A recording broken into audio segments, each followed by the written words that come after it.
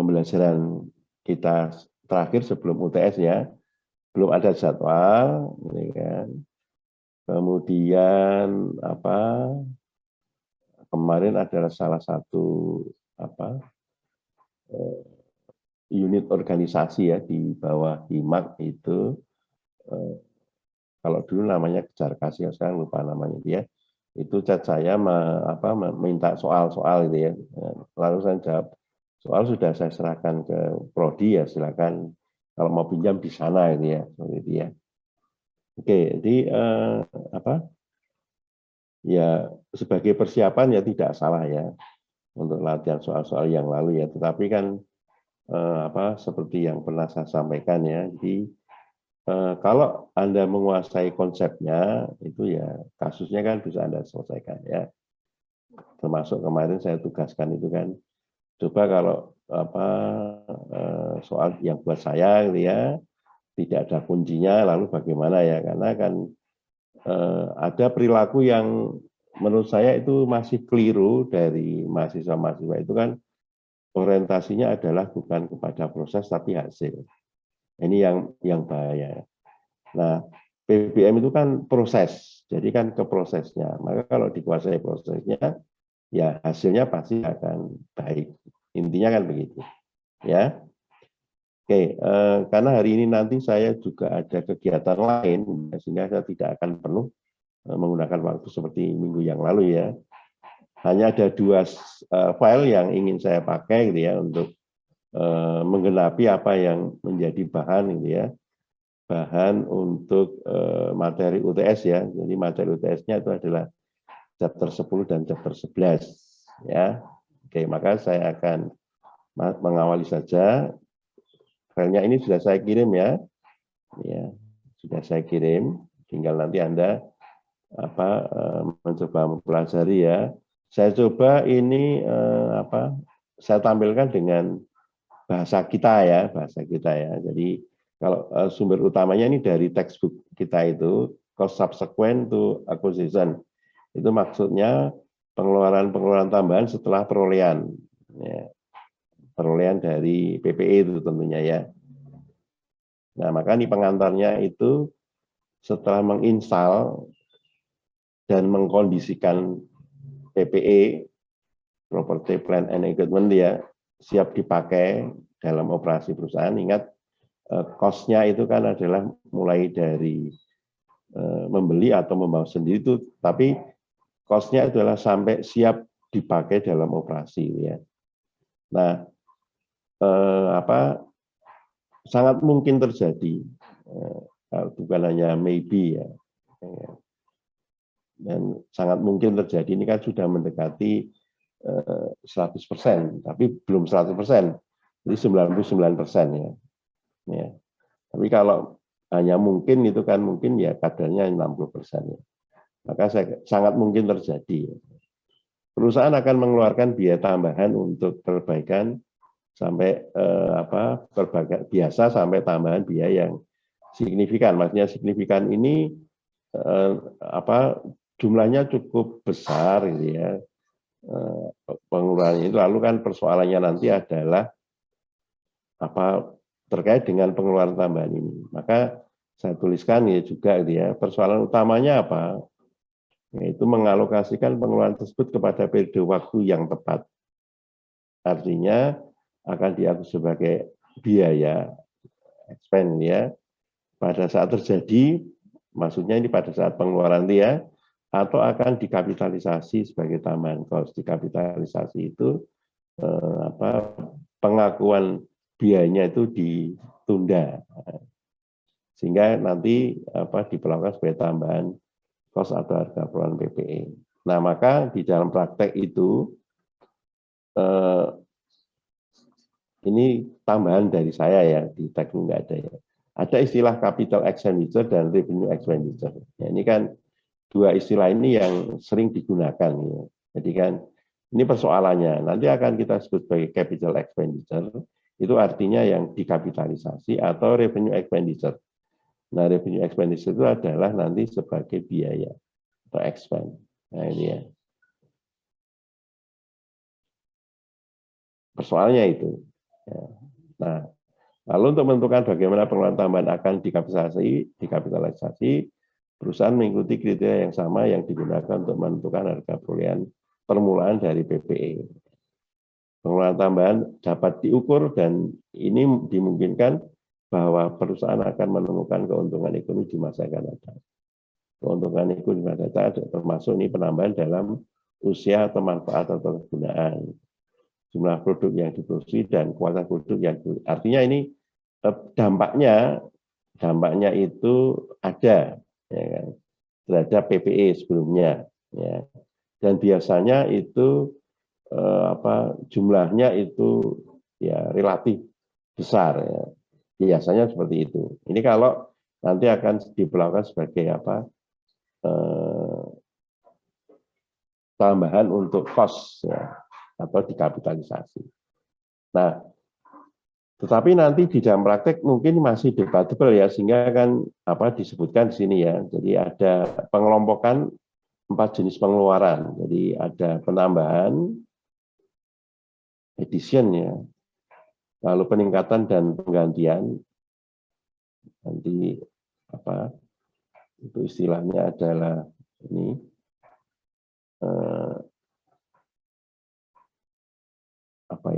tepatnya pengembangan atau improvement ya kalau di sini. Perbaikan. Jadi ini yang mungkin saya tidak pas, tidak saya sinkronkan, maaf. Keempatnya ini. Peningkatan dan penggantian, lalu penataan dan reorganisasi serta perbaikan ini ya. Nah, masing-masing itu saya berikan penjelasan gitu ya. Oke, lalu ada contohnya juga dia seperti itu. Nah, lalu intinya nanti bagaimana perlakuan akuntansinya. Nah, ini ringkasan. Ya. Ringkasan biaya setelah akuisisi ya. Jadi kalau ini addition gitu ya, itu pengeluaran ini kan nanti akan dikapitalisasi. Ya. Sehingga nanti pengeluaran itu akan dicatat dengan mendebitkan akun PPE-nya yang tepat ya. Kalau peralatan ya peralatan, kalau bangunan ya bangunan. Lalu kan intinya adalah kas misalnya itu. Nah, kalau improvement di sini nanti itu seperti tukar menukar seperti itu. Jadi hapus nilai buku dan depresiasi akumulasian aset yang lama, akui keuntungan kerugian yang jadi, kapitalisasi nilai dari pengembangan dan penggantian. Ini artinya nanti ini mengakui aset baru. Ya, lalu kalau reinsurance and reorganization itu nilai dari pengaturan dan misalnya kembali diakui sebagai beban atau expand ya, di-expandkan ini. Nah, untuk repair ini kita harus perhatikan repairnya itu sifatnya biasa atau ini besar ya, overhaul sebenarnya ya. Ya, kalau biasa itu seperti rutin ganti oli ya, misalnya dia atau servis rutin ya, itu kan masuk biasa ya. Tapi kalau sampai overhaul itu misalnya kalau sepeda motor itu ganti seker misalnya, contohnya itu kan termasuk besar ya. Itu kan bisa lalu kan akan menambah performanya sehingga nanti itu kan perlakuannya itu adalah seperti yang ini improvement and replacement seperti ini. Hapus nilai buku dan perusahaan yang akui keuntungan ya kan, kapitalisasi nilai dari perbaikan besar itu. Artinya ini sebagai pengakuan cost dari PPE yang baru. Seperti itu. Secara umum sederhananya seperti itu. Ya. Jadi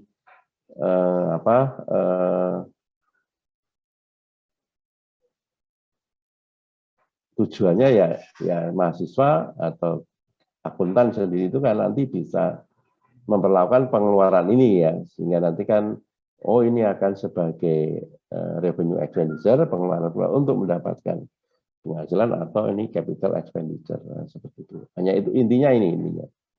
Ya. Lalu kan latihannya nanti Anda bisa lihat dari textbook-nya ya. Nah, maka saya minta kerjasama tadi, tolong dipelajari. Ini ya. Ini contoh, ada contohnya juga ya ini kan. Ya. Ini mengganti sistem pipa pembuangan. Nah, ini kan kalau Anda cermati ya tadi ya. Nah, ini kan.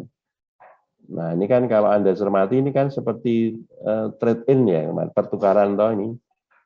Ya, nah, bukan apa?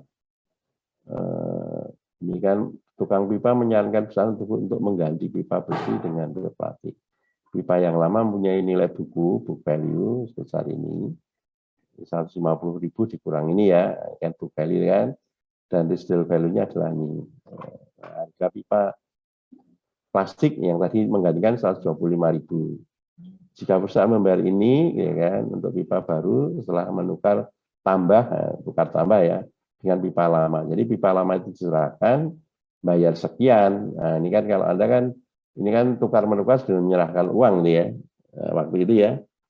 Nah, karena ini penggantian, maka kan otomatis ini kan memiliki substansi komersial, ya kan? Karena kan ya pasti akan berfungsi lebih baik ya dengan pipa plastiknya. Jadi kan kalau pipa besi kan kalau misalnya pump itu kan lalu karaten dan lalu bisa penyumbatan ya, lalu kan mengganggu aliran air. Nah, ini dengan ini kan berarti kan substansi komersialnya juga nambah. Maka boleh diakui gain or loss. Nah, maka di sini loss 14.000. Nah, misalnya kalau belajar ya. Nah, 14.000 ada yang kira-kira ini ada yang tahu enggak dari mana hitungannya? Ya. Nah,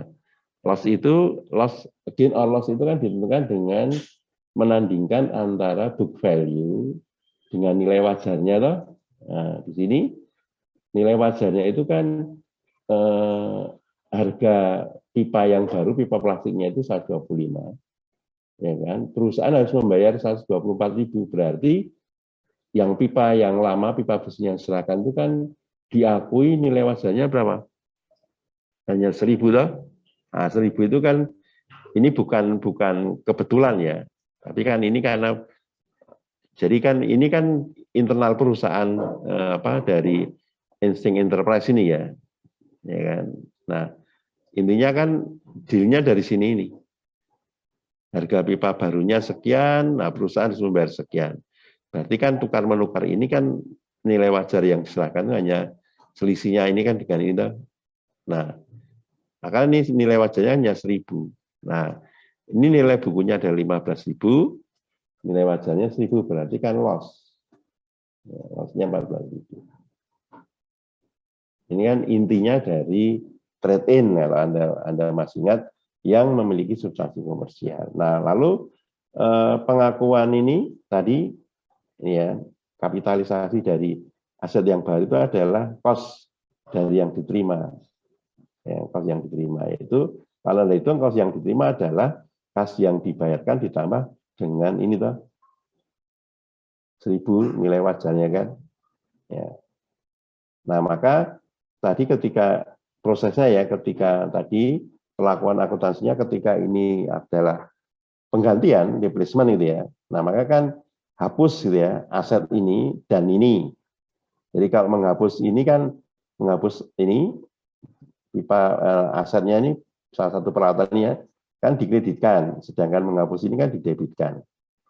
Ya, akui gain or loss, tadi kan. Terus nanti ini, akui cost dari penggantian yang baru. Ini kan artinya kan ini nyambung dengan trade in kan saya seperti itu ya. Oke. Ya kemudian nanti ya maaf ini lompat-lompat ya kan ini. Terkait nanti dengan ini misalnya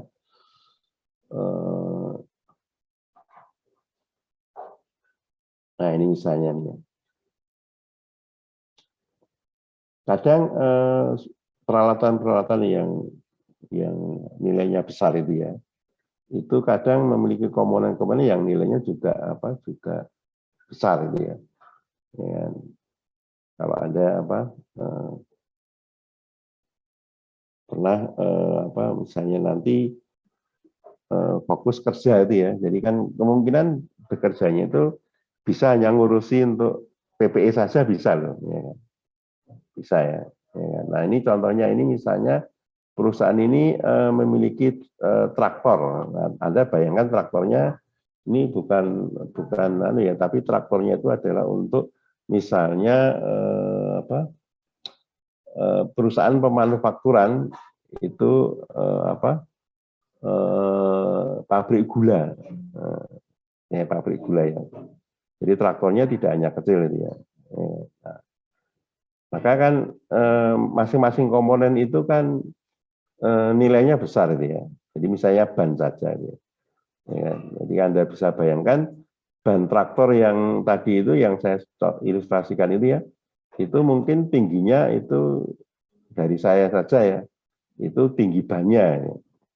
Ya kan. Jadi saya tingginya 170, Anda bayangkan Pak, tinggi bannya itu 100, artinya kan nanti diameternya ya, atau jari-jarinya ini, itu kan Anda hitung ya. Nah, kira-kira harganya berapa itu? Kalau misalnya seperti itu kan, harganya murah enggak ban seperti itu. Nah, ini. Nah, maka kan ketika penggantian itu, nah, ya, itu kan mungkin tidak semuanya, ya kan, tidak semuanya. Nah, tapi masing-masing komponen itu nilainya tinggi, maka nanti boleh. Jadi kan ketika memperlakukan ini ya, itu kan bisa. Jadi kan hanya salah satu pos saja, ya, mengganti bak angkutnya atau mengganti ini. Jadi kalau misalnya truk gitu ya, truk dam yang untuk perusahaan-perusahaan yang perdagangan ya, menjual ibu pertiwi ya, tanah airku ya, jadi jual pasir itu kan. Kadang karena menggunakan alat berat kadang kan kesangkut apa nih, sehingga baknya itu bisa rusak. Nah, ini harga baknya juga relatif mahal itu. Ya kan? Jadi tidak mengganti semuanya ini ya, hanya salah satu komponennya ini ya. Nah, ini di dalam praktek mendepresiasi itu kalau misalnya satu peralatan ini yang bisa kita bisa lepas-lepas gitu ya. Ini boleh didepresiasi gitu ya. Satu-satu, jadi tidak satu kesatuan gitu ya. Tapi misalnya bannya sendiri berapa. Ya. Jadi akan nanti semakin menunjukkan kewajaran, sehingga kan seperti yang tadi saya katakan ya, perusahaan-perusahaan yang besar itu butuh akuntan satu karyawan ini ya. Ada ya istilahnya kan dia yang menjadi ketua timnya dia. Itu hanya untuk mengelola itu aset PPE, tidak yang lain, hanya aset PPE saja, ya kan. Jadi termasuk mulai dari pengelompokan akunnya. Nah, ini akunnya itu nanti kan sampai di sini ya menjelaskan seperti itu, lalu sampai nanti menghitung biaya depresiasinya dan sebagainya ya. Ya. Nah, salah satu alumni yang kita itu namanya masih informasi terakhir ya, itu di United Tractor, perusahaan memproduksi alat-alat berat. Nah, maka kan mesinnya atau peralatan yang dipakai untuk menghasilkan alat-alat berat kan juga ya berat-berat gitu ya, menghasilkan alat berat ya. Jadi kan kalau Anda pernah membayangkan ya, jadi kan ketika di masa pandemi ya, tetapi pembangunan tetap jalan ya. Jadi yang saya terima video terakhir itu yang pembangunan untuk memperlancar ini ya, transportasi itu ya. Itu yang lewat terowongan daerah di Pulau Jawa ini. Di Pulau Jawa ya. Itu luar biasa sekali ya, kereta api. Jadi mungkin ada yang tahu ya, yang terbaru ya. Jadi ada jembatan yang indah gitu ya, bagus, lalu masuk terowongan ya, karena kan terlalu mahal untuk ngepras gunung ya. Gunungnya tidak gunung berapi ya, kalau gunung berapi nanti mungkin bisa untuk jalan laharnya ya. Nah, Anda bayangkan ya, bekerja dengan kalau hanya mengandalkan manusia itu mungkin ya selama masa kepemimpinan presiden itu tidak cukup ya. Nah, tapi mulai alat-alat berat. Nah, alat-alat berat ya. Dan alat berat ini bisa menggantikan satu alat berat ini bisa menggantikan 100 tenaga manusia. Ya, misalnya seperti itu. Ya. Maka kan kadang kalau yang suka otak-atik itu kadang ya terpana. Ya. Saya kan lihat pembangunan seperti dulu ketika membangun gedung kampus yang dipakai ekonomi itu sering lihat gitu ya, melihat prosesnya dari jauh gitu ya. Nah, businya besar-besar bagaimana membuat tekuan gitu ya dengan besi ya. Tidak mungkin manusia, ya, tidak mungkin. Lalu kan pikir-pikir alatnya berapa gitu ya.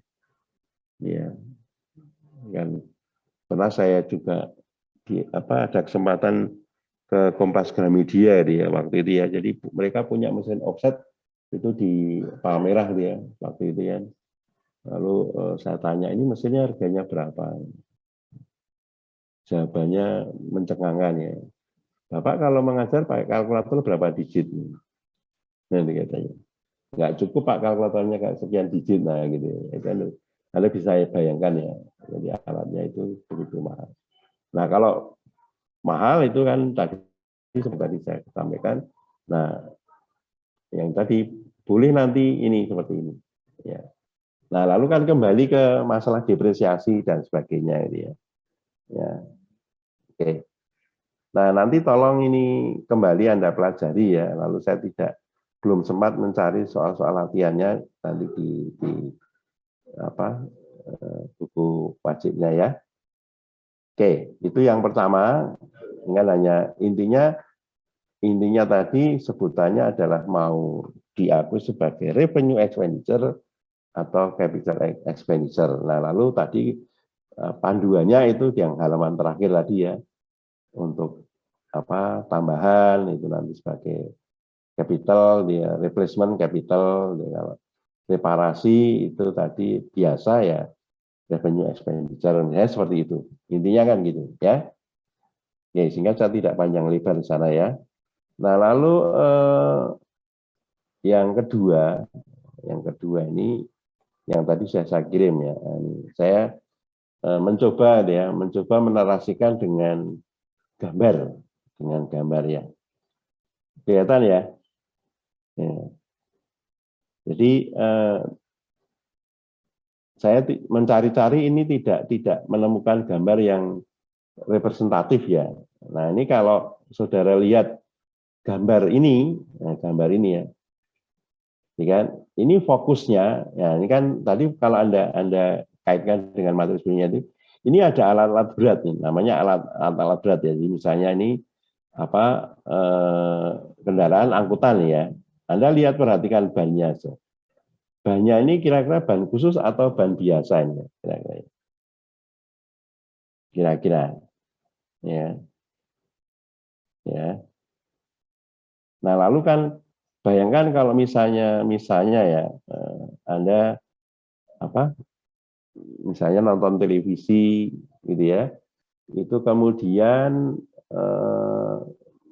pas bukan acara iklan ya, tapi memasuki adzan maghrib ini.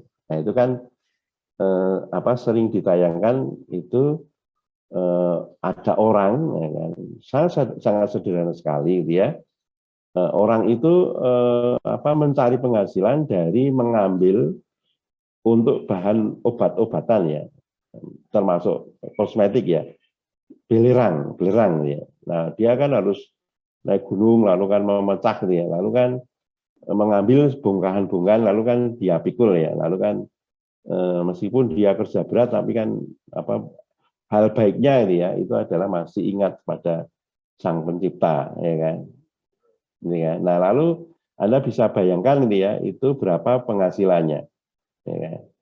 Nah, kalau Anda bisa menggambarkan gitu ya, ilustrasi adzan maghrib itu ya kan? Dari sisi keluarganya kan masih sangat sederhana. Artinya secara ekonomi kan tidak mampu, ya kan. Tetapi sekarang misalnya bayangkan ini ya, kalau suatu perusahaan itu menggunakan ini alat-alat berat seperti ini, ya. Bahkan kalau misalnya Anda yang Papua gitu ya, itu kan PT Freeport itu kan ya kan sudah mengambil hasil alam itu kan sampai ke dalam perut bumi gitu ya. Gunungnya masih ada tapi dalamnya kosong. Nah, ini ya.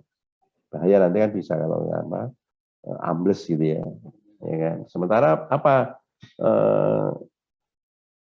kemakmuran apa yang bisa dirasakan oleh saudara-saudara kita di Papua ya, yang ketika saya belajar waktu SD ya, jadi kan belum Freeport, namanya tidak Freeport yang terkenal ya, tapi namanya Tembagapura. Nah waktu itu ya semuanya dibodohi ya, pada zaman rezim Presiden RI Soeharto itu ya dibodohi ya dengan Tembagapura. Padahal yang diambil bukan tembaga, emas, ya. Sehingga cadangan emas Amerika itu ya jauh lebih banyak dari cadangan devisa emas Indonesia ya. Padahal ini aturan internasional kan ekspor impor kan menggunakan jaminannya adalah cadangan emas yang dimiliki.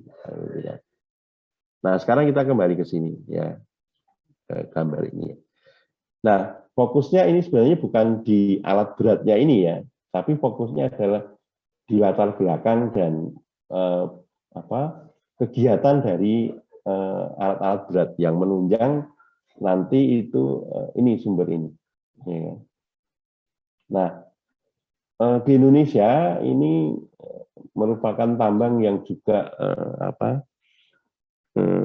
berpotensi untuk menghasilkan devisa ya, meskipun ya Indonesia ya sering dikritik ya karena menggunakan pembangkit tenaga listrik menggunakan ini emas hitam, sebutannya emas hitam ya. Kata lainnya emas hitam, kata lain ada yang tahu kata lain dari emas hitam? Batu bara. Nah, ini kan prosesnya ini ya. Nah maka saya mencoba ya itu mempelajari dari materi di textbooknya itu di chapter 11 subjudulnya adalah depresi, subjudulnya depresi. Ya, tetapi saya mencoba berpikir dari nanti dari sudut pandang yang lain karena tujuannya itu adalah dari recognition, jadi perolehan itu sampai dengan reporting. Nah, maka saya kan mengajukan pertanyaan sebagai diskusi ya. Di apakah sumber daya alam ya di istilahnya natural resources itu digolongkan ke dalam aktiva tetap? Nah, pertanyaannya apakah ini gitu ya. Ya. Nah, lalu untuk menjawab ini gitu ya, ini perlu diketahui bahwa sumber daya alam itu dikelompokkan menjadi dua, yaitu sumber daya alam yang dapat diperbarui dan sumber daya alam yang tidak dapat diperbarui. Nah, yang dapat diperbarui itu dalam prakteknya namanya standing timer gitu ya. Jadi misalnya nanti ini menjadi menarik kalau Anda tertarik nanti untuk menulis tugas akhir ya. Ya kan? Jadi misalnya ada yang dari Jawa Barat itu dekat perusahaan peternakan pengemukan sapi ya, ya. Di dalam prakteknya nanti standing timer itu akan disebut sebagai biological asset nanti. Nah, tapi ada juga nanti yang seperti gambar ini ya. Jadi kita tidak bisa mampu memproduksi ya, atau membuat itu yang hasil dari proses alam yang berjuta-juta tahun ya. Yaitu yang contohnya adalah batu bara ya. Jadi sini resources extracted from the ground, nah, ya, diambil dari tubuh bumi, ya. Nggak bisa ini. Nah, Maka bahasan di textbook kita ini itu nanti tidak membahas yang standing timber ya. Dan ini ada masalah khusus ya, biological asset ya. Ya. Maka kan saya tuliskan lah sebagai bukti ya. The additional detail of accounting for biological asset are beyond the scope of this textbook. Nah, jadi kan di luar ini. Ya. Nah, kalau nanti Anda itu mau mempelajari lebih, nah nanti di sini. Kalau di Indonesia nanti PSAK 69. Nah, ini pernyataan standar akuntansi keuangan nomor 69 tentang ini, agriculture. Nah, agriculture ini kan biological asset. Termasuk misalnya kalau usaha perkebunan ini ya. Jadi misalnya perkebunan ini kan tanaman sengon ya, dari menanam kecil gitu ya nanti sampai menjadi besar lalu panen ya. Nah, ada persoalan nanti itu misalnya bagaimana itu pelaporan aset ini ya, ya kan. Tetapi kalau misalnya akuntansi untuk misalnya ya Anda punya usaha atau di sekitar Anda nanti ya untuk topik-topik skripsi ya. Misalnya kan ada usaha ayam ternak potong itu. Ya. Dari COD-nya ya. Jadi kan dari ayamnya itu yang kecil-kecil ya. Itu kan sampai menjadi akan dikonsumsi kan tidak lama kali ini kan. Nah, ini kan apakah nanti masuk seperti ini ya misalnya. Jadi perlakuan nanti Anda kan secara akuntansinya bagaimana sih kan. Dan ya, sehingga kan ketika nanti persoalan kepada costing atau pricing nah ini kan. Lalu kan Anda bisa misalnya bisa mengomentari, memberikan katakanlah komentar atau pendapat itu yang ilmiah ya, termasuk usaha usaha ayam petelur nah, kan ketika presiden berkunjung ya melakukan tugasnya ya kan di Jawa Timur waktu itu kan ada seseorang nih ya itu lalu kan seperti demo ya membentangkan ya karena harga telur ayam kan anjlok ya, seperti itu ya. Nah ini kan materi-materi untuk tugas akhir ya jadi jangan Anda pikirkan itu wah nanti masih semester 6 atau 7 ya kan. Tapi mulai dari sejak sekarang ya.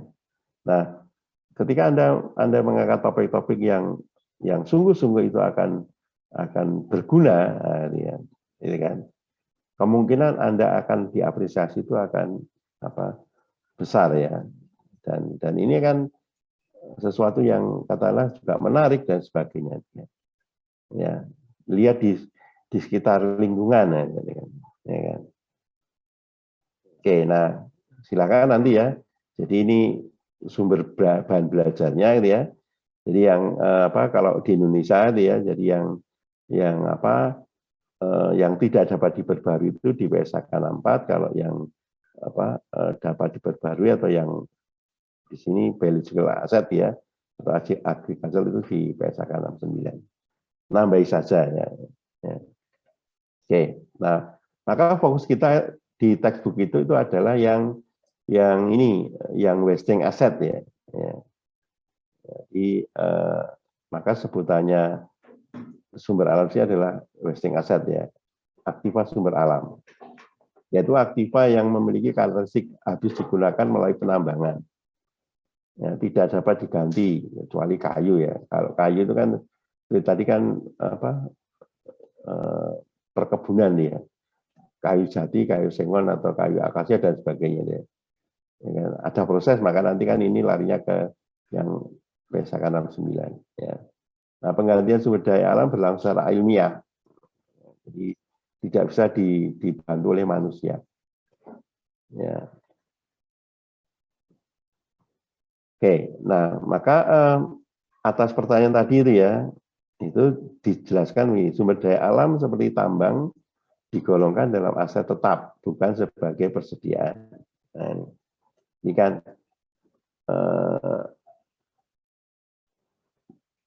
seperti tadi ya, kalau Anda itu gambarkan ya, ini yang di belakang ini, nah, ya, di belakang. Ya.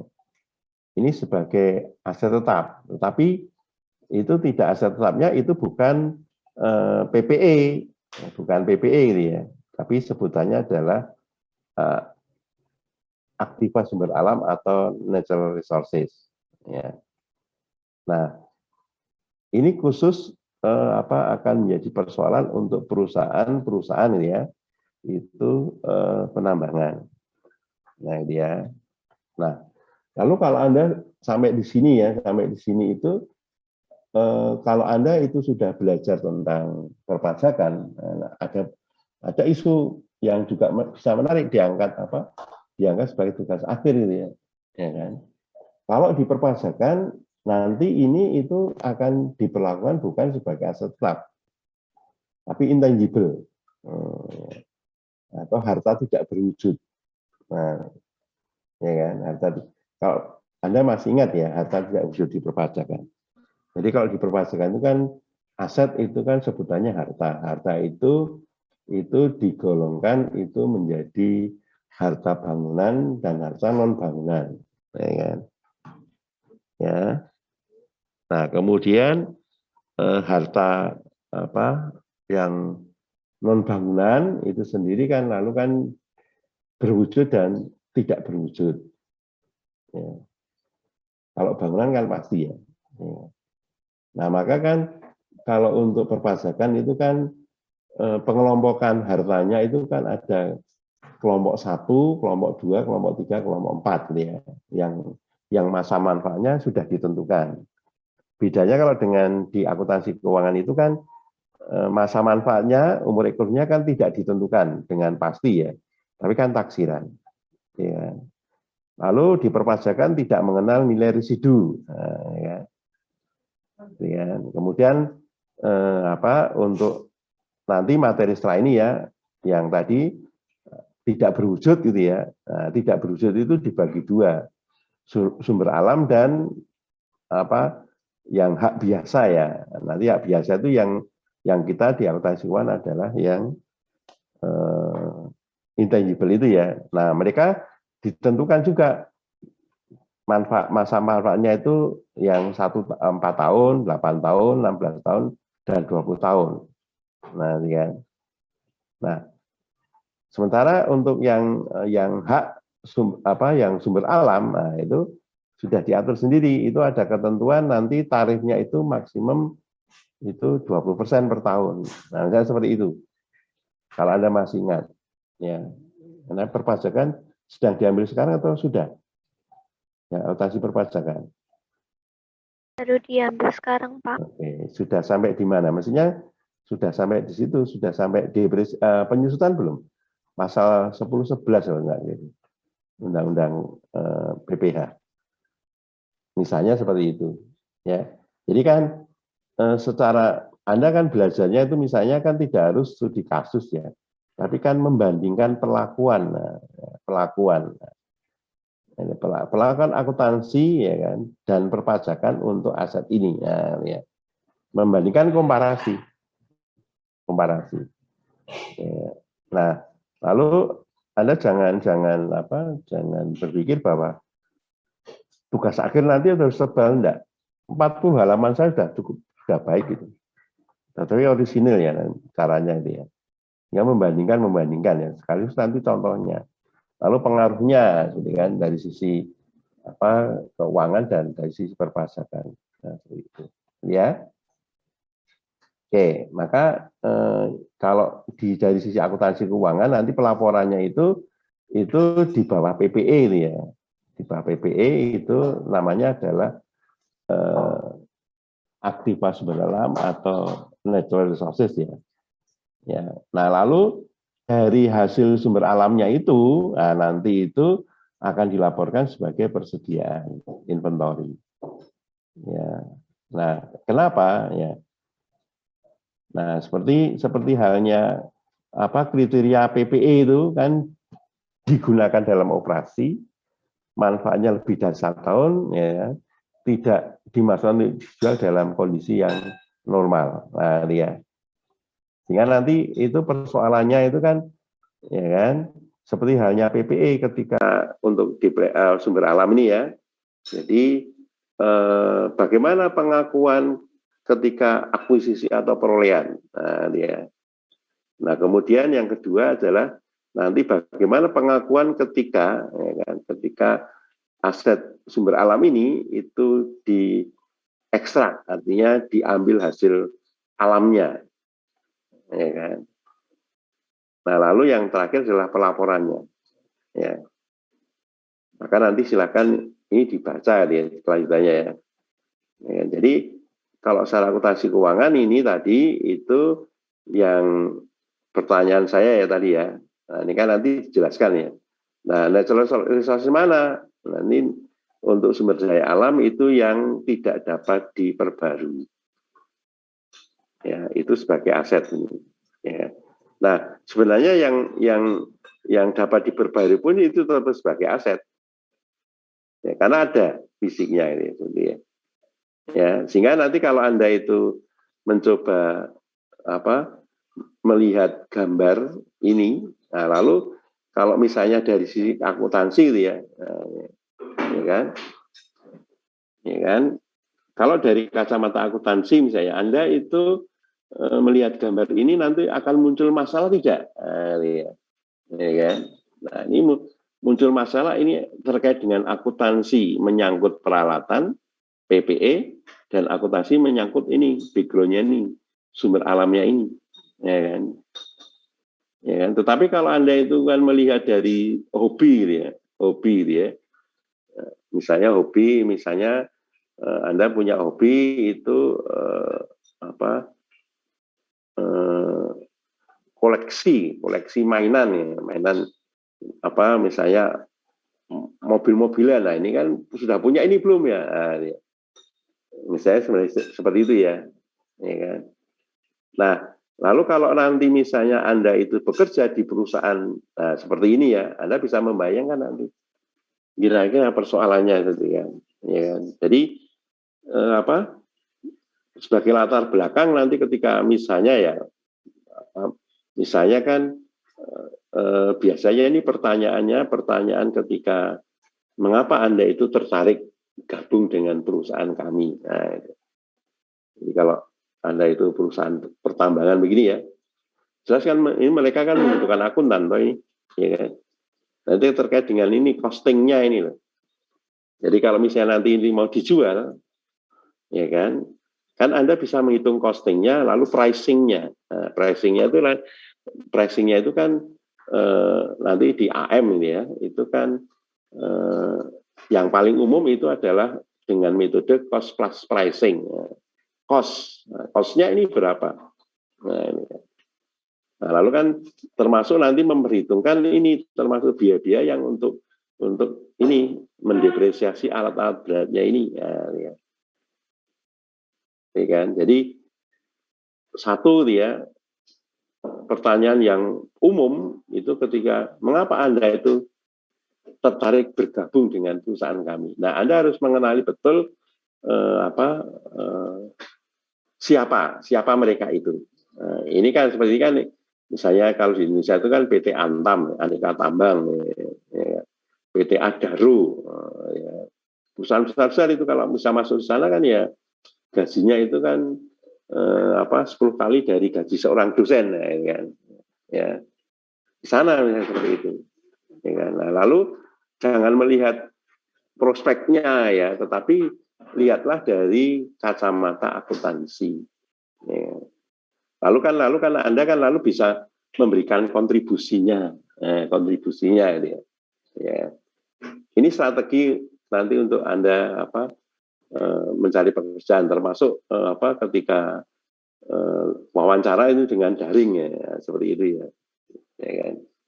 Ya, sehingga kan ketika nanti ya, jadi Anda sudah mulai nanti saat lulus kemana-kemana itu sudah harus mulai tidak asal wah nanti diterima, tapi milih. Ya, milih. Ya. Nah lalu kan biasanya pertanyaan Batman-nya atau jebakannya itu terkait dengan ini yang umum, tapi kan sebenarnya ini kan gaji ya. Kalau saya gaji itu kan ya ini kan bukan, menurut saya bukan yang pertama ya, yang pertama ya, tetapi pengalaman saja dulu, gitu ya. Nah, maka kan setelah tahu ini kan kira-kira terus permasalahannya apa? Permasalahannya apa? Ya. Nah, nanti ini ya, jadi pencatatan dan penilaian sumber daya alam. Nah, ini pencatatan itu kalau Anda di akuntansi pengantar itu kan recording proses. Ya. Nah, ini kan persoalannya adalah persoalan akuisisi, ya kan, dipakai dalam operasi, lalu kan reporting. Ya. Nah, pencatatan dan penilaiannya itu menggunakan prinsip cost principle ya, dan prinsip penandingan atau mempertemukan matching principle ya. Nah, prinsip cost itu apa? Pada saat diperoleh ya harus dinilai dan dicatat itu besar cost. Masih ingat cost ya?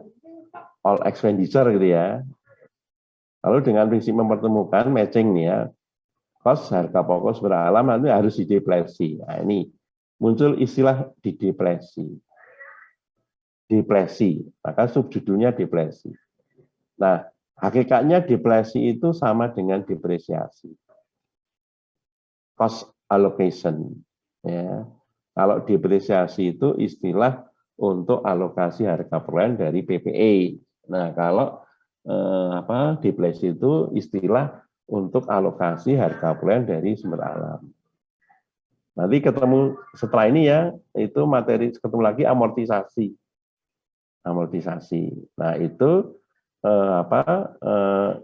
istilah lain ya, alokasi cost, tapi cost untuk yang intangible asset. Ya. Nah, di perpajakan ini tidak dikenal depresi.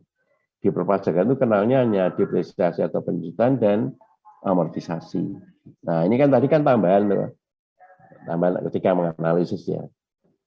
Ya, maka nanti pengakuannya atau perlakuannya itu tidak berbeda dengan depresiasi, hanya pengakuan biayanya nanti berbeda. Ya. Maka depresi adalah berkurangnya harga perolehan atau nilai sumber daya alam dengan proses alokasi dan perbandingan harga pokok sumber alam secara rasional dan sistematis pada periode yang menikmati manfaat ekonominya. Ya, nah lalu pada dasarnya harga pokok sumber alam meliputi semua pengorbanan sumber ekonomi yang terjadi dalam rangka perolehan sampai berada pada kondisi siap dieksploitasi. Harga pokok sumber alam terdiri dari 3 elemen: harga beli, ya, semua pengorbanan ini ya, biaya eksplorasi, pengorbanan ekonomi yang terjadi dalam hubungan dengan usaha untuk mencari, meneliti, dan menemukan barang tambang. Lalu biaya pengembangan non fisik, semua pengembangan ekonomi yang terjadi dalam hubungan dengan usaha untuk mengembangkan sumber alam yang tidak ditemukan. Ya, biasanya meliputi 3 ini. Ya. Nah, lalu dari sisi akuntansinya, meskipun nanti ini ada persoalan-persoalan nanti itu dipelajari di mana ya lupa ya, yang berhasil atau tidak berhasil. Jadi misalnya kalau ketika misalnya ada isu dia itu misalnya seperti di Jawa Timur itu kan isunya kan ngebornya kan minyak bumi ya, dapatnya lumpur, lapindo itu. Nah, sehingga kan ketika eksplorasi itu ada yang biayanya itu nanti sukses atau yang biayanya itu gagal. Nah, kalau gagal itu nanti perlakuannya bagaimana? Nah, lihat. Nah, perlakuannya itu nanti tidak sebagai komponen cost, bebankan pada periode terjadinya. Kalau sukses, nah itu nanti akan masuk kategori cost-nya. Ya, seperti itu. Ya. Nah, lalu beban depresi sendiri itu ya kan, Itu nanti besarnya itu ditentukan dari jumlah produksi periode yang bersangkutan. Nah, kalau seperti ini, ya kita sudah pernah mempelajari ya, metode tadi yang dikatakan alokasinya itu dilakukan secara rasional dan sistematis. Nah, nanti metodenya adalah the unit of activity method, depresiasi. Ya kan? Akan ada metode ini sama persis. Maka di textbooknya dikatakan discuss earlier in the chapter. Di chapter 10 kan, to compute depletion, untuk menghitung ini ya. Nah, alasannya bahwa depresi itu secara umum itu merupakan fungsi dari ini hasil tambang ya yang diekstrak ya. Diekstrak itu bisa dipompa, dikeruk gitu kan. Gitu ya. Selama tahun yang bersangkutan. Jadi tidak ada metode yang lain. Metodenya adalah ini. The unit of activity method seperti ini. Ya. Nah, maka di sini bagi yang tidak dapat diperbarui, depresi berarti pengurasan sumber daya yang ada, sedangkan untuk sumber daya alam yang dapat diperbarui, walaupun dengan usaha konservasi, namun dampaknya terhadap ini. Maknanya seperti itu. Ya. Nah, ini persoalan akuntansinya tadi, ya ada depresi dan sebagainya. Nah, maka ada 3 hal tadi yang akan menjadi isu ya dari sub depresi itu ya. Harus diperhatikan dalam menghitungnya, yaitu harga perolehan, taksiran nilai sisa apabila sumber alam sudah selesai dieksploitasi, dan taksiran hasil yang secara ekonomi dapat dieksploitasi. Ya. Nah, contohnya ya seperti ini. Ini perusahaan Lin Coal Company invest $50 million Hong Kong in a mine estimated to have 10 million ton of coal and no residual value. Nah, ini sederhananya ya. Jadi cost-nya ini 50 juta dolar Hong Kong. Ini yang pertama tadi. Ini ya, ini. Lalu taksiran nilai sisa apabila ini 0, ya, no residual value. Nah, taksiran hasil yang secara ekonomi dapat dieksploitasi 10 juta ton batu bara ini, coal ini.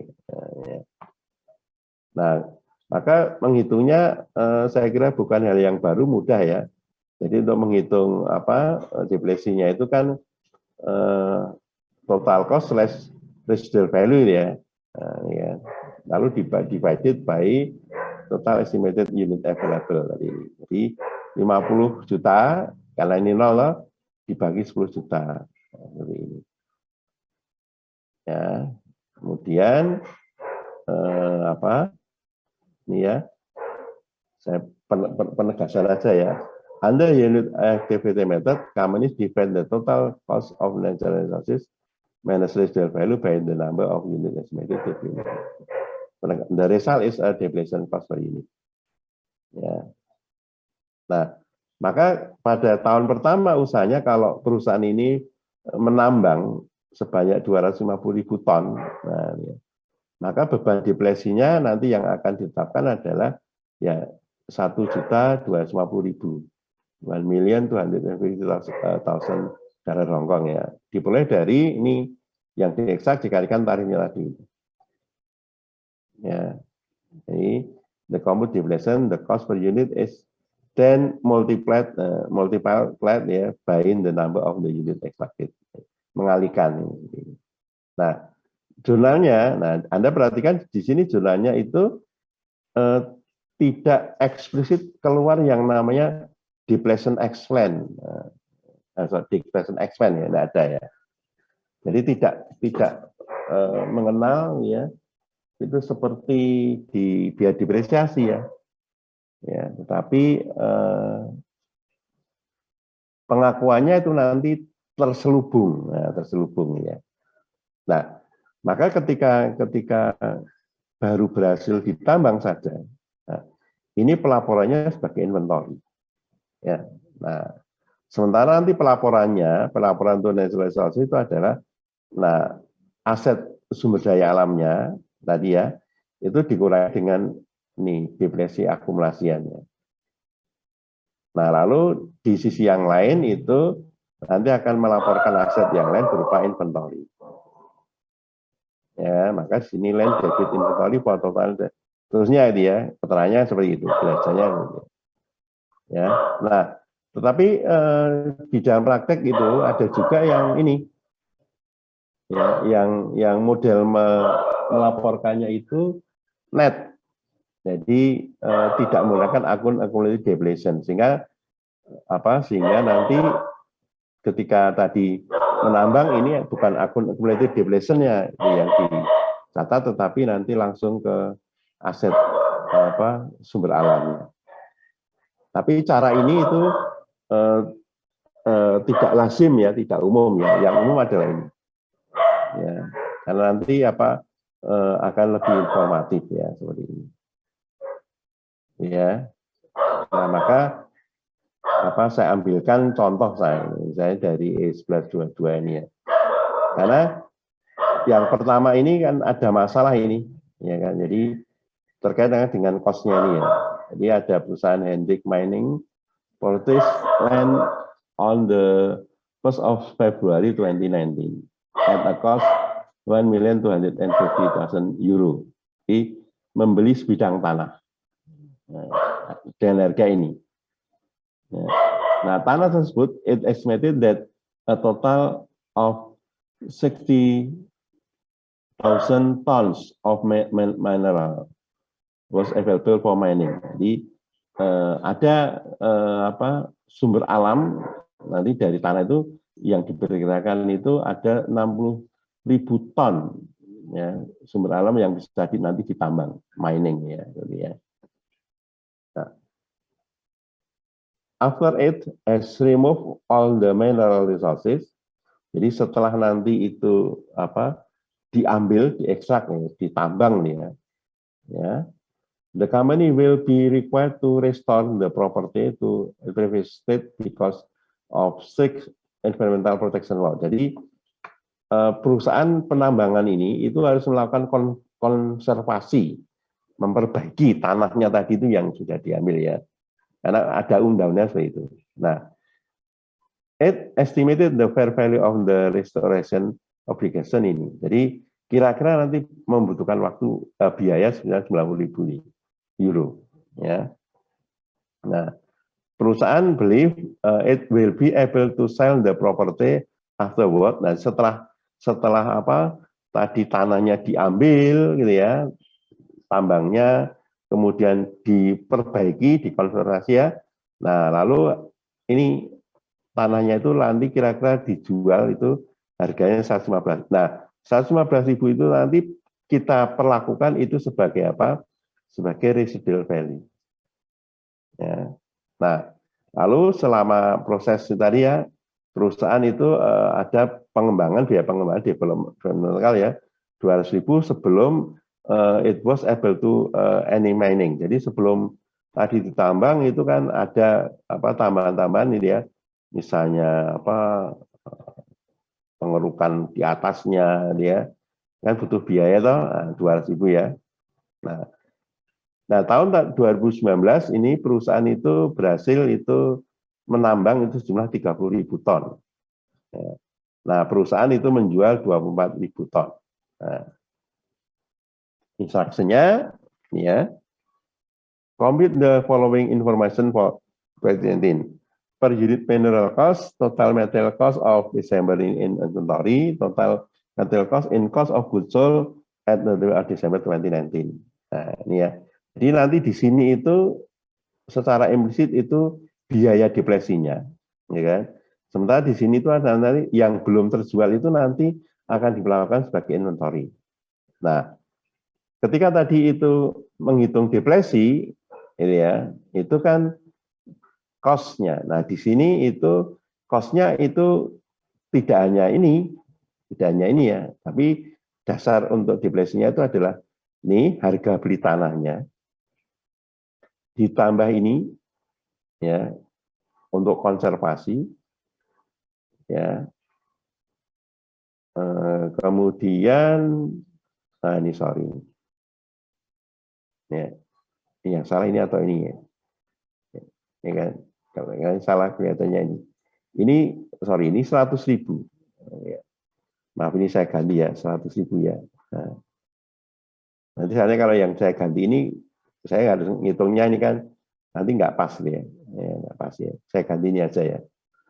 Saya salah ketiknya lihatnya ini karena saya tidak bisa saya copy ya, saya copy kan picture gambar ya, nggak bisa diedit ya. Saya terpaksa ketik lalu kan ngantuk ini kan ya. Nah lalu ditambah ini 200.000 ini tadi biaya ini. Jadi 1.440.000 ini merupakan itu cost-nya, all expenditure. Jadi kan tadi itu kan kalau Anda masih ingat di atasnya ya kan, komponen cost-nya tadi itu kan ada 3. Harga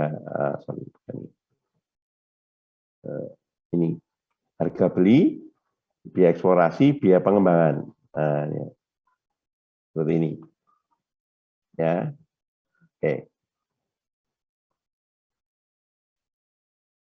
Nah, ini caranya. Hanya kan kalau dari sisi akuntansi nih ya, pertanyaannya ini kan ketika perusahaan ini menjual, nah menjual.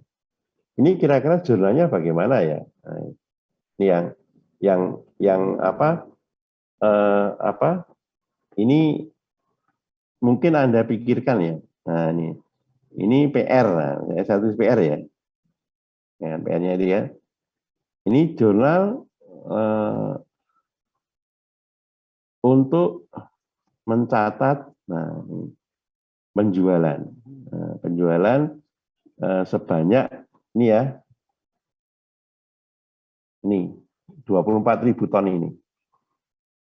Ya, 24.000 ton ya. 24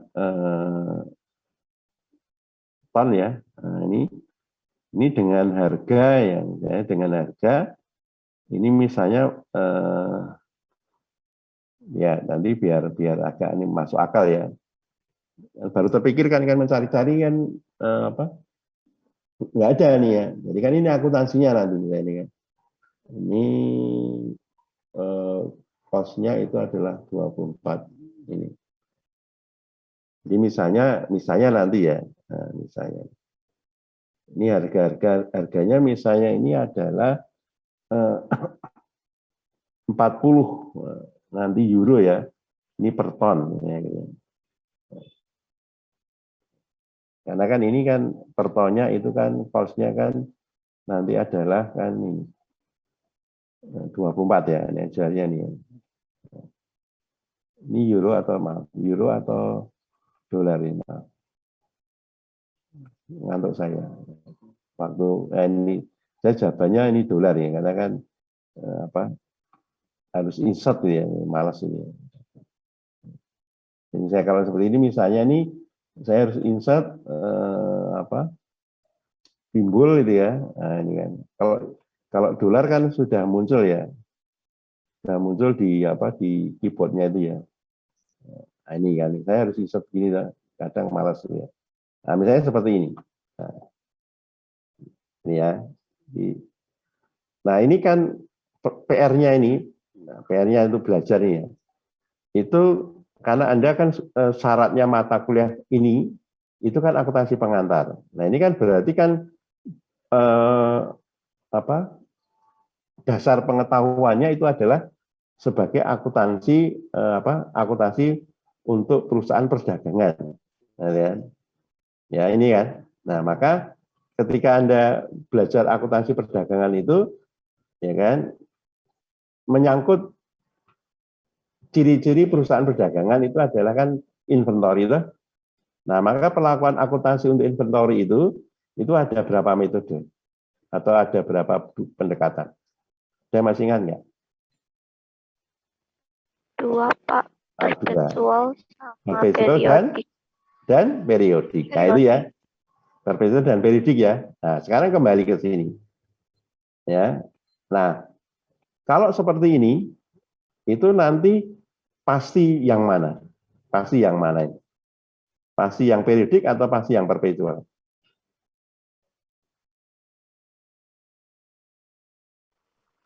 Pasti yang mana? Kalau Anda masih ingat yang ini tadi. Nah ini. Ya. Jadi kan ketika ditambang, nah ketika ditambang loh, nah ini. Ya. Dia mengakui inventory. Nah, ini kan. Nah, kalau dijual, nah kan berarti kan kalau dijual dia, nah ini land credit inventory when it sell the inventory and debit cost of goods sold. Anda masih ingat nggak?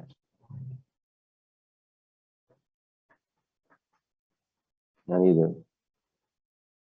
Maka kan ketika Anda itu membedakan pendekatan terkait dengan perlakuan akuntansi untuk inventory tadi ya, itu kan kalau perpetual itu kan mencatat dua jurnal loh. Kalau ketika dijual loh, yang pertama itu mengakui pendapatan, yang kedua itu mengakui berkurangnya apa? Inventory, ya kan? Nah, maka kalau jurnal seperti ini kira-kira jurnal yang pertama itu dibuat dengan mencatatnya gimana? Akun apa yang didebitkan? Cash or account receivable. Didebitkan toh 24.000 kalikan berapa? 40 nih. Ya kan? Terus akun apa yang didebitkan? Sales revenue. Nah, gitu ya. Ya. Itu jurnal yang pertama yang dibuat untuk mengakui pendapatan, revenue recognition, karena ada penyerahan barangnya. Nah, lalu yang kedua, ini kan menyerahkan barang toh, kan berarti kan persediaannya berkurang, ya kan? Maka akun apa yang didebitkan? Cost of goods sold, ya kan? Didebitkan sebesar berapa didebitkan? Nah, didebitkannya kan ini yang dijual berapa? Kan 24.000 toh? Kalikan berapa? 24 ini, 576. Dan akun inventory dikreditkan sama ini, 576. Nah, jurnal yang kedua tadi itu adalah untuk mencatat penyerahan atau berkurangnya inventory. Nah, kalau periodik kan nggak ada yang jurnal yang kedua. Nggak ada yang kedua loh. Bedanya kan situ itu. Ya. Nah, maka ya beban depresinya sendiri itu nanti akan muncul atau diakuinya itu di akun cost of goods sold itu, ya kan? Jadi ditandingkan langsung dengan revenue-nya. Nah, sementara kalau biaya depresiasi kan nanti akan masuk di dalam biaya operasi ya, itu kan namanya depreciation expense, bedanya di situ itu. Ya. Nah, soalnya tadi kan nggak ada ini, ya kan? Tapi menggunakan ini, misalnya kalau diganti gitu ya, kan? Nah, jadi kan itu Anda diminta membuat jurnal, nah ini mencatat ini penjualan ini bagaimana, nah, seperti itu. Nah tentunya proses ini dilalui, ya kan? Dilalui karena tadi apa?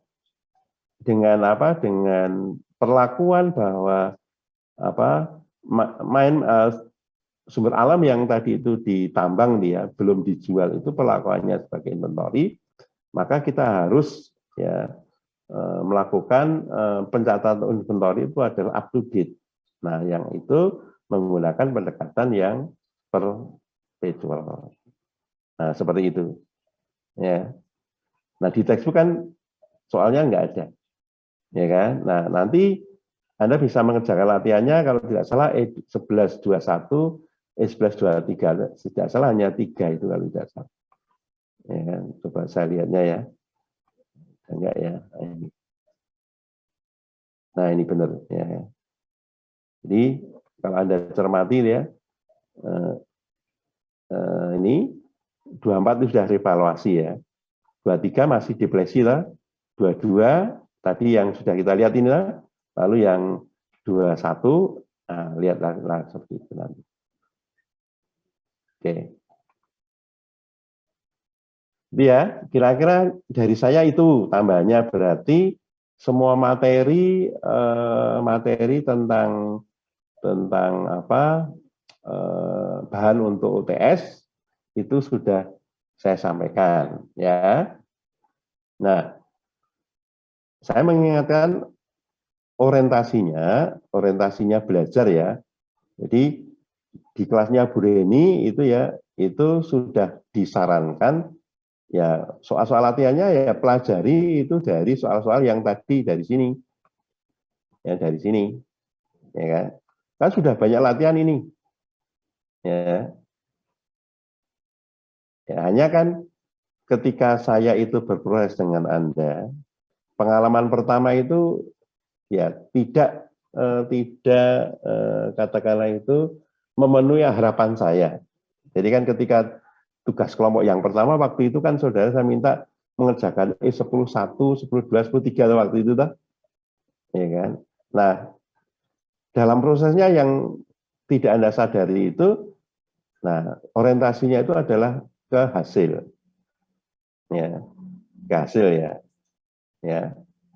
Bukan kepada proses, ya kan? Nah, maka kan ketika tadi misalnya saya ambil salah satu contoh tadi itu, ya kan? Ya, yang tadi itu yang ini, ya kan? Maka kan tadi itu kan yang tidak saya tuliskan gini kan. Nah, ini kan. Jurnal untuk mencatat nggak ada nanti sih, tapi kan ya saya itu bisa menanyakan toh, ya kan? Menanyakan itu tidak seperti ini, ya kan?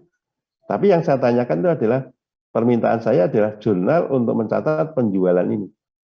Ya, misalnya itu kan nanti kan siapkan jurnal ya untuk menjual ini dengan harga berapa kan itu kan. Ya, jadi kalau tidak seperti itu saya itu nanti memiliki dosa ya karena Anda nanti kalau lulus itu ya itu yang dihadapi. Ya kan? Nanti kalau misalnya ditanya waktu misalnya tadi ya, waktu Anda tadi melamar dengan jalan tadi ya, coba deh ini sih, karena dia juga akuntan ya, textbooknya itu hanya sampai di sini. Coba ini kalau ini seperti ini. Nah, itu ya. Ketika ini dijual ini jumlahnya gimana ini? Karena kan memang tes jurusan akuntansi nanti itu ini kasusnya seperti ini. Tidak ini tapi membuat jurnal.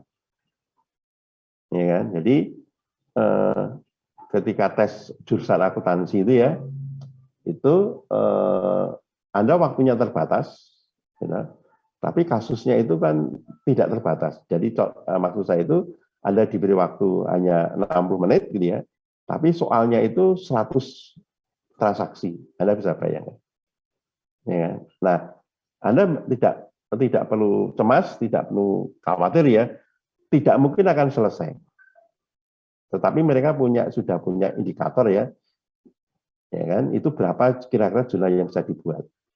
Nah, itu ada penilaian soft skill, yaitu Anda mampu bekerja di bawah tekanan. Nah, gitu ya. Nah, lalu nanti ketika misalnya sungguh-sungguh dia, nah kalau memang perusahaannya tadi tambang, diangkat ini kembali seperti ini, didiskusikan ini seperti ini bagaimana. Nah, dari sini kalau saudara itu menguasai konsepnya, ya kan? Dan ingat ya, mata kuliah prasaranya adalah akuntansi pengantar, ya kan? Bukan akuntansi keuangan 1, tapi akuntansi pengantar. Maka tadi saya ingatkan ini, nah, seperti ini, ya. Jadi jangan salahkan saya kalau saya nanti itu bertanya sampai ke sini, nah, seperti kan, ya kan? Untuk ujian itu, ya kan? Jadi tidak persis di soal latihan. Nah, gitu ya. Nah, lalu nasihat saya, pesan saya gitu ya buat Anda, Anda jangan khawatir dengan bahasa Inggris. Jangan khawatir. Ya. Nah, karena misalnya membayangkan kalau ini sudah nanti kondisinya itu membaik, new normal ya. Lalu kan wisatawan asing itu masuk ke Indonesia ya. Jadi Anda lihat aja, ya kan, ada balita bully gitu ya. ya itu 5 tahun, 6 tahun ya, atau ya 4 tahun, 5 tahun ya, mereka itu bisa bahasa Inggris sih. Ya, Anda sudah 19 tahun. Ya. Nah, pertanyaan mengapa yang balita bule itu kok bisa bahasa Inggris? Anda mungkin 19 tahun itu tidak pasti berbahasa Inggris. Itu karena habit atau kebiasaan tuh. Ada sehari-hari pakai bahasa Indonesia. Nah, bulenya itu kan setiap hari pakai bahasa Inggris. Ya kan? Nah, cilakanya itu kondisi kita itu kan masuk kategori tidak negara yang kaya. Ya kan? Ya, kalau misalnya dikatakan miskin ya tidak. Ya. Salah urus saja. Tapi kan negara yang sedang berkembang. Nah, negara sedang berkembang itu kan butuh bantuan. Ya kan, dari negara-negara yang maju toh. Nah, negara maju itu bahasanya mereka pakai bahasa Inggris. Nah, agar nanti kita bisa berkomunikasi ya kan harus menggunakan bahasa mereka. Ya, masa kita minta-minta kok pakai bahasa kita kan mereka tidak tahu toh. Nah, kan sehingga positifnya itu ketika tadi Anda itu mau itu membuka ini ya kan. Anda syukuri ya kan. Kemampuan bahasa Inggrisnya itu akan meningkat. Itu saja. Ya, jangan lihat ini langsung penyakitnya kambuh, ya, rabun, ya, langsung pusing, ya, aduh itu. Jangan, ya, jangan. Ya, maka gunakan ini yang ada. Lalu kan ini kan clue-nya baiknya buku ini ya itu kan ada loh. Nah ini adalah LO-nya, Depletion Computation. Nah, ya. Lalu kalau Anda lihat di atasnya lagi, ya, misalnya lihat di latihan-latihannya itu kan ada toh. Maaf ini. Di latihan-latihannya itu ya. Nanti cek aja ya. Oke. Oke. Baik, saya kira itu dari saya 1,5 jam saya pakai gitu ya. Oke, lalu Anda nanti silahkan kembali ya, pelajari lalu coba dikerjakan, lalu minggu depan, minggu terakhir gitu ya, materinya itu simple sebenarnya ya. Karena kalau sudah memahami chapter 10-11, memahami intangible asset itu jauh lebih mudah, lebih sederhana. Ya, karena persoalannya nanti itu adalah pengalokasian cost-nya itu hanya menggunakan metode garis lurus. Nah, semakin mudah lagi tuh. Nah, ini kan. Lalu kan akan dilaporkan sebagai amortisasi. Nah, lalu di sana nanti muncul amortization expense gitu ya. Nah, seperti itu. Nah, tapi catatannya materi itu kan tidak masuk di di UTS ya, sehingga nanti gitu ya, minggu depan saya akan mengatur pertemuan kita itu ya. Jadi pertama-tama saya akan menyediakan waktu ya kan, itu untuk persiapan UTS, artinya tanya jawab. Anda punya masalah ya, oke, mari kita diskusikan bersama-sama. Lalu saya hanya minta waktu alokasi 30 menit untuk materi intangible asset. Ya. Nah, lalu harapan saya itu nanti Anda bisa mengerjakan soal-soal UTS ya, itu yang hasilnya itu membuat saya senang. Artinya jawabannya betul. Ya. Nah, karena sifatnya adalah open book, ini daring ya. Nah, ini ya. Maka kan kalau sifatnya open book itu tingkat kesulitannya itu tidak selevel exercise itu tadi, latihan itu. Tapi mencoba ya, yang namanya open book itu kan tadi itu. Jadi tadi di latihannya itu hanya teknis. Nah, saya coba tadi, saya keluarkan itu pertanyaannya jadi jurnal untuk mencatat penjualan. Ya kan? Ya seperti itu. Ya. Oke. Sekiranya dari saya begitu, apakah kalau ada pertanyaan mohon maaf ya, karena saya ini harus ikut acara sebentar ya.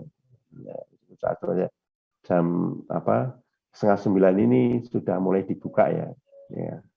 Saya harus segera meninggalkan ini.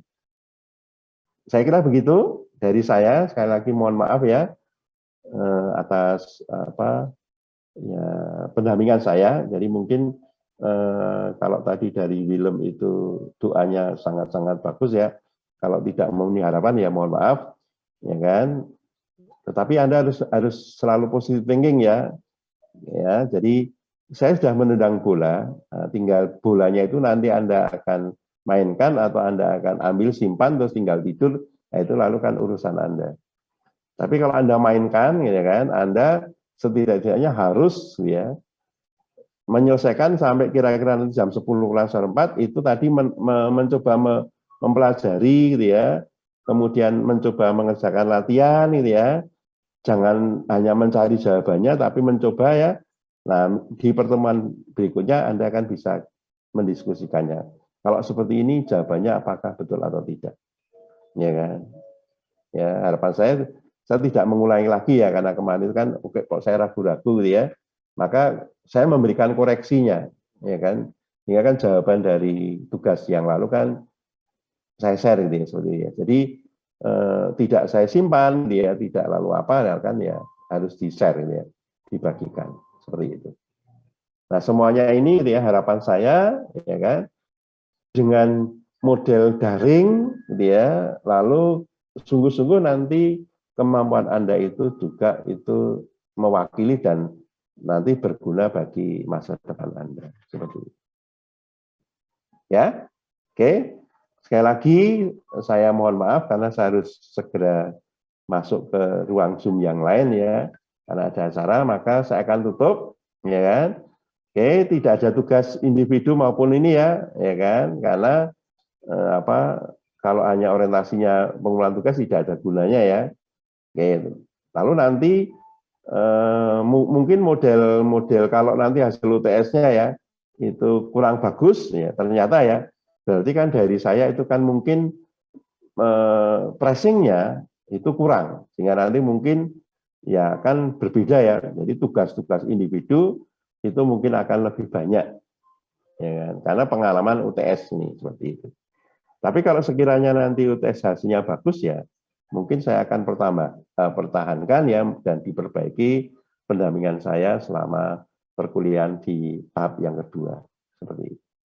Oke, saya akan pamit ya, tetap semangat. Tadi tolong kerjakan latihan-latihan ya, tidak hanya di chapter 11 ya kan, untuk persiapan UTS juga kerjakan latihan-latihan dari chapter 10 ya.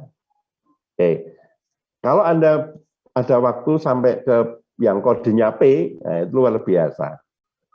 Ya, tapi warningnya dari Bu Reni, ya, jangan sampai ke P, Pak. Nggak tahu ya. Jadi kan karena nanti soalnya itu kelas ABCD sama, ya tidak beda. Jadi saya terus koordinasi dengan Bu Reni, seperti itu. Ya, bagi saya itu mau sampai P atau tadi ya itu yang mestinya harus dikuasai ya. Oke. Salam sehat semuanya. Saya pamit ya. Baik, Pak. Terima kasih, Pak Subsar. Ketemu lagi minggu depan ya.